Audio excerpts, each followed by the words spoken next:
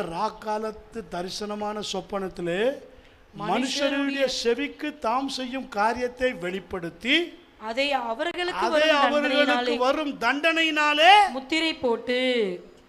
என்ன சீன்? தண்டனை. இப்படி தண்டனை வரப்போகுது, கேர்ஃபுல்லா. உன் தேசத்துக்கு வரப்போகுது, உன் ஜனத்துக்கு வரப்போகுது, உன் ஊருக்கு வரப்போகுது, உன் சபைக்கு வரப்போகுது, உனக்கு பிரியமானவங்களுக்கு வரப்போகுது. சீன். இந்த உடைக்கிறதுக்கு அதிகாரம் பெற்றவர் இயேசு மாத்திரம். சீலை யாரும் உடைக்க முடியாது.